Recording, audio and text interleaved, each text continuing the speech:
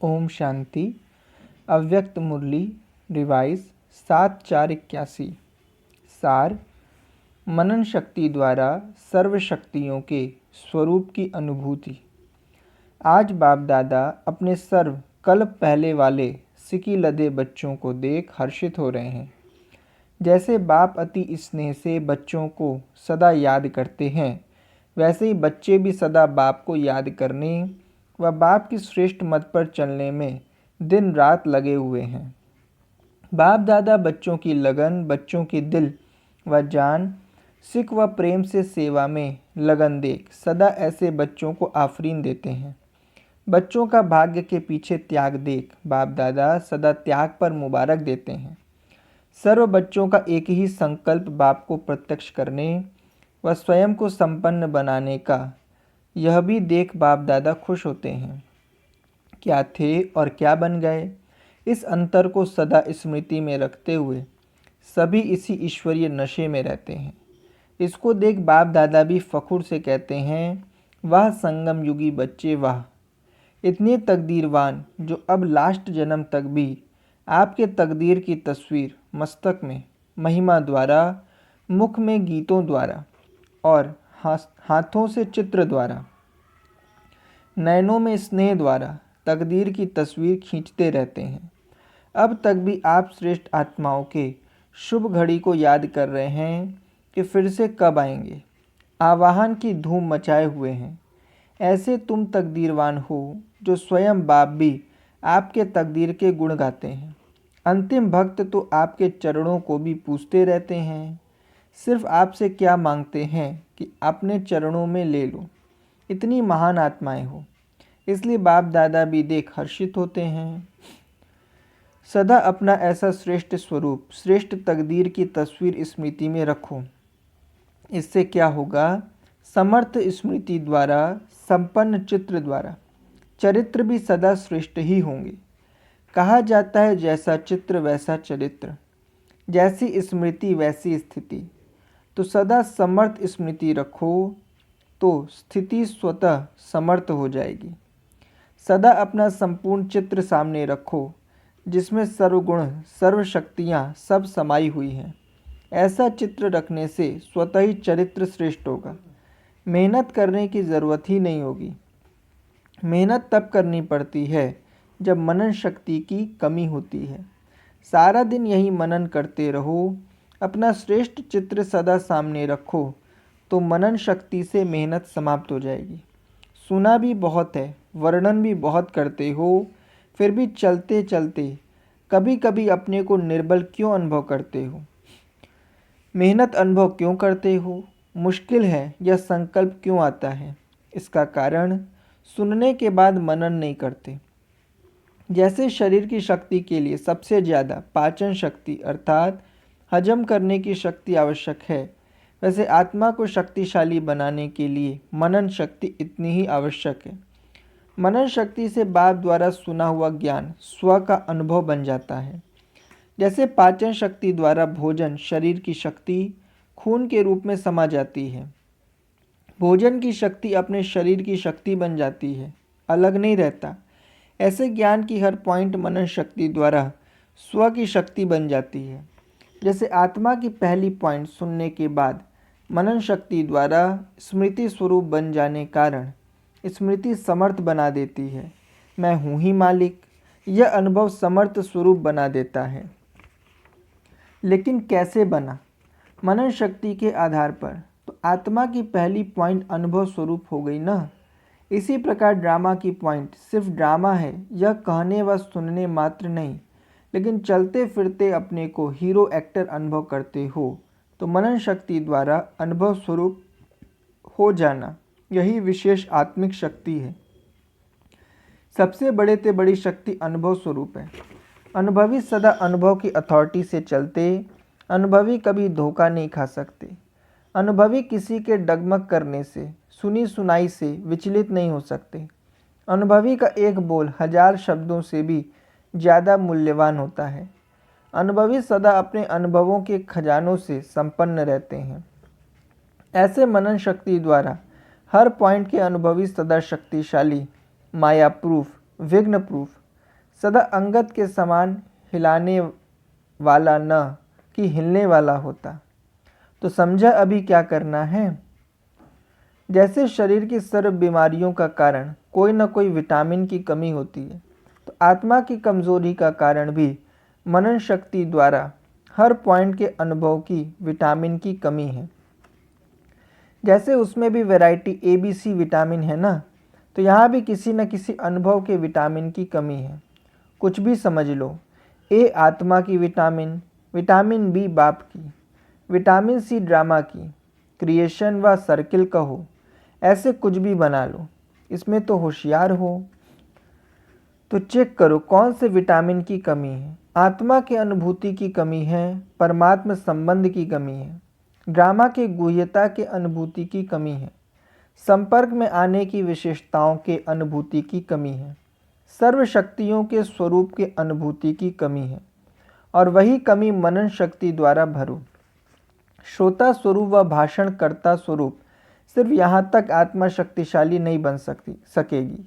ज्ञान स्वरूप अर्थात अनुभव स्वरूप, अनुभवों को बढ़ाओ और उसका आधार है मनन शक्ति।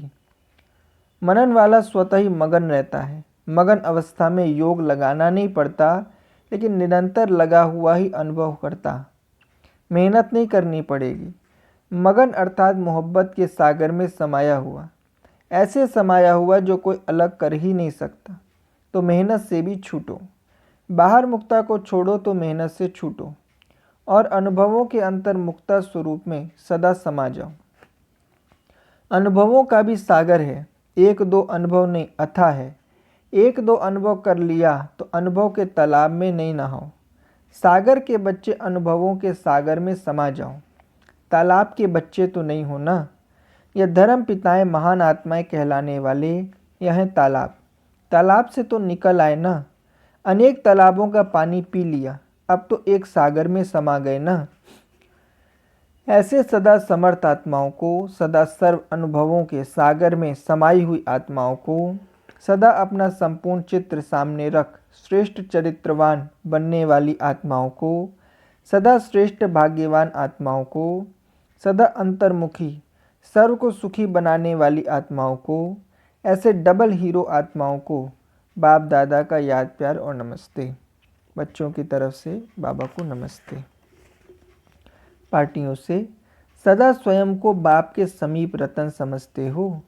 समीप रतन की निशानी क्या होगी? समीप अर्थात समान, समीप अर्थात संग में रहने वाले। संग में रहने से क्या होता है? वह रंग लग जाता है ना। जो सदा बाप के समीप अर्थात संग में रहने वाले हैं, उनको बाप का रंग लगेगा, तो बाप समान बन जाएंगे।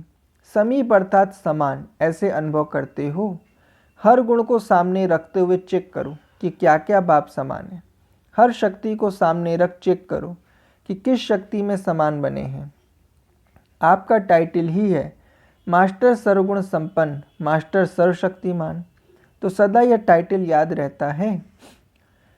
सर्व शक्तियाँ आ गईं अर्थात विजयी हो गए, फिर कभी भी हार हो नहीं सकती। जो बाप के गले का हार बन गए, उनकी कभी भी हार नहीं हो सकती। तो सदा यह स्मृति में रखो कि मैं बाप के गले का हार हूँ। इससे माया से हार खाना समाप्त हो जाएगा। हार खिलाने वाले होंगे, खाने वाले नहीं, ऐसा नशा रहता है। हनुमान को महावीर कहते हैं ना। महावीर ने क्या किया? लंका को जला दिया, खुद नहीं जला, पूंछ द्वारा लंका जलाई। तो लंका को जलाने वाले महावीर हो ना। माया अधिकार समझकर आए, लेकिन आप उसके अधिकार को खत्म कर अधीन बना दो। हनुमान की विशेषता दिखाते हैं कि वह सदा सेवाधारी था, अपने को सेवक समझता था। तो यहाँ जो सदा सेवाधारी हैं, वही माया के अधिकार को खत्म कर सकते हैं। जो सेवाधारी नहीं, वह माया के राज्य को जला नहीं सकते। हनुमान के दिल में सदा राम बसता था ना, एक राम दूसरा न कोई। तो बाप के सिवाय और कोई भी दिल में न हो, अपने देह की स्मृति भी दिल में नहीं। सुनाया ना कि देह भी पर है। जब देह ही पर हो गई तो दूसरा दिल में कैसे आ सकता? प्रवृत्ति में रहते भी अपने को ट्रस्टी समझो, गृहस्थी नहीं। गृहस्थी समझने से अगला पिछला बोझ सिर पर आ जाता। ट्रस्टी अर्थात डबल लाइट। जब आत्मिक स्वरूप है तो ट्रस्टी, देह की स्मृति है तो गृहस्थी। गृहस्थी माना मोह माया के जाल में फंसा हुआ। ट्रस्टी माना सदा हल्का बन खुशी में उड़ने वाला। ट्रस्टी अर्थात माया का जाल खत्म। अव्यक्त मुरली से चुने हुए महावाक्य। प्रश्न उत्तर। प्रश्न, समय की समीपता व प्रत्यक्षता के बढ़ते हुए प्रभाव प्रमाण सेवा की रूपरेखा क्या होगी?